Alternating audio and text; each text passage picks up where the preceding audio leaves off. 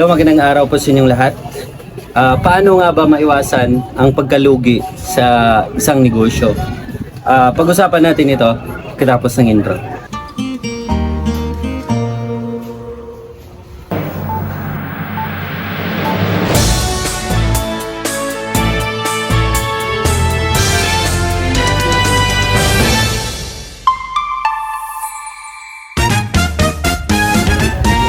Hello, magandang araw po sa inyong lahat. Maraming salamat po sa mga nagpatuloy na sumusuporta sa atin at sa mga followers, subscribers dito sa YouTube. Maraming salamat po sa inyong tiwala.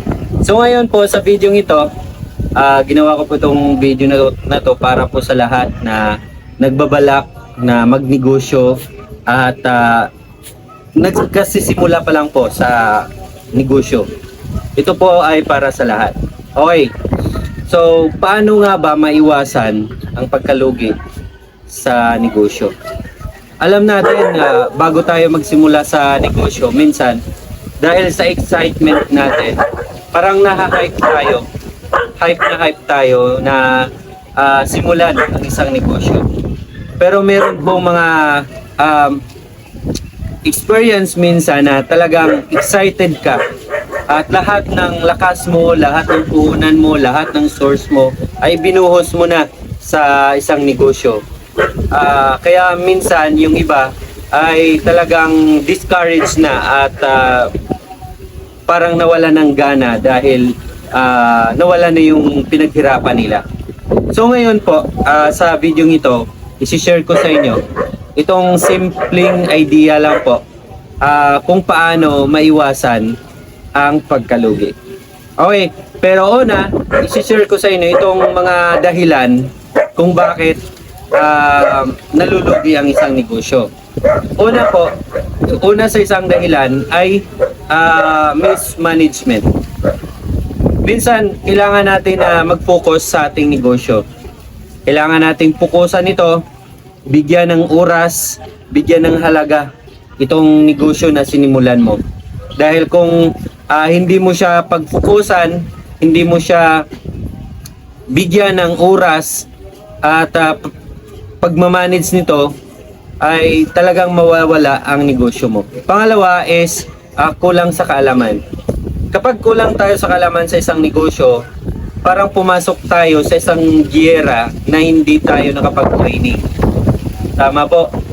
Sa anong klaseng negosyo, kahit anong klaseng negosyo na pinapasokan mo ngayon, kapag hindi mo ito pinag-aralan kung paano i-manage, paano mo patakbuhin ang isang negosyo, parang nagda-drive ka eh. Hindi pwede ang isang doktor na maging piloto ng isang airplane maliban na kung pinag-aralan niyon. Professional rin yun kung doktor siya, at the same time piloto din po siya. Hindi rin pwede ang isang piloto na maging doktor, at hindi rin ang isang teacher na maging seaman, di ba? So, pero depende po yun kung yun talaga ang kanilang pinag-aralan. Okay, profession nila yon. Double, meron kasing double. Yun po ang binigay ko na ibang example lang. So, iba pa pong mga dahilan ay hindi po parang hindi realistic yung plano, okay, yung pagninegosyo. Kapag hindi realistic, for example, pumasok ka sa isang negosyo na hindi naman siya patok sa lugar ninyo, parang nagnegosyo ka lang sa bukid or sa gitna ng kagubatan na walang customer. Di ba? So ngayon, ano pa po yung mga dahilan? Marami po. Maybe tumaas yung presyo, sobrang taas, sobrang mahal ang presyo, pero meron kang mga kompetensya, mas mura po. So, depende pa rin po sa serbisyo. Paano maiwasan ang pagkalugi ng isang negosyo? Una, yung sinabi ko, dapat meron kang sapat na kaalaman, meron kang pinag-aralan hindi pinag-aralan sa paaralan na kung saan na hindi required dito yung college graduate ka para magsimula ng negosyo. Hindi po. Mahalaga lang po meron kang kaalaman. Ideas. Bago ka pumasok sa isang negosyo, pag-isipan mong maigi 100 times kung papasukin ko ba ang negosyo na to. What if I try? Gusto kong i-try, no? Dapat willing ka ring mag-risk. May chance, may possible po kasi na mawala yung negosyo mo. Actually, wala namang negosyo na hindi dumaan sa survival stage. Lahat ng negosyo ay dumaan sa survival stage. Kaya tulad ng sinabi ko sa iba kong mga video na merong stage na talagang kailangan meron kang enough na ipon para masustain mo yung survival stage na yun. Tulad sa rice milling business. Pumasok ka sa rice milling business, yes, kikita ka. Pero paano naman po yung survival stage mo? Siyempre, meron kang babayaran, maintenance mo, pambili ng mga consumable spare parts, pangsahod mo, diba? Marami po tayong dapat i-consider. Kahit anong klaseng negosyo, sabihin nating water refilling station, gasoline station. So, meron talagang survival stage. Maiwasan ang pagkakalugi sa pamamagitan ng dapat ready ka, handa ka, willing kang mag-risk. Kasi kung willing kang mag-risk, hindi ka masasaktan, hindi ka madi-discourage, at talagang kung ano man yung mangyari sa ninegosyo mo, hindi ka susuko. Kumbaga lalaban ka, basang-basa ka na basang-basa ka na sa ulan. Dapat ipagpatuloy mo ang negosyo na to. Walang susuko. Don't give up. Yun po, para maiwasan ang pagkalugi.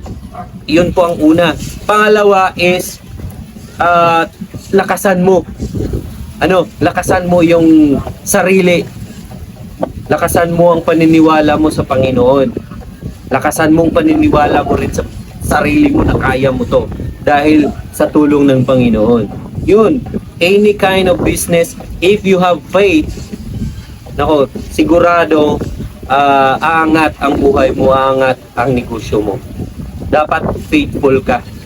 Maganda ang pakikitungo mo sa tao, sa mga taong nakapaligid sa iyo, sa mga taong tumutulong sa negosyo mo, sa mga empleyado mo, sa mga supplier mo, sa mga customer mo. Maganda ang pakitungo mo, dapat maganda ang relasyon mo, mabuti kang tao. So dapat matalino ka rin at practical din minsan. Lalo na sa Panginoon, dapat malakas ang tiwala mo, be faithful. Dahil kung faithful ka sa Panginoon, sigurado i-bless ka pa. Tama? So ngayon, alam mo na kung paano maiwasan ng pagkalugi. Ano pa po yung hindi ko na-discuss dito?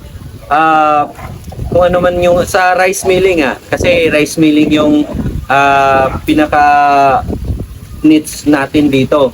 Sa rice milling naman po, para maiwasan natin ang pagkalugi, dapat po una, for example, ang puhunan mo, bumili ka ng isang machine, budget mo is 500,000. 500,000 na yon, nagpatayo ka ng building, nag-survey ka, nag-aralan mo, bumili ka ng mga machine, puhunan mo yon. So dapat meron kang extra money to sustain. Sabi ko kanina, to sustain survival stage. Dahil kung direct kang mag-invest sa isang negosyo at inuubos mo lahat, inubos mo, di mo alam na kailangan mo palang merong survival stage sa negosyo. So, dapat pag-ipunan mo yan, dapat meron kang extra money or extra ipon para dyan. So, yan po. Maraming salamat po sa panonood ng video nito. I hope marami kayong natutunan. So, ako nga pala si Ayan, huli-huli na ako nagpakilala sa inyo. Kung hindi pa po kayo nag-subscribe, please subscribe na po. Pag-click na rin po ang notification bell. So, ayan po. Panoorin niyo pa po ang iba nating mga videos.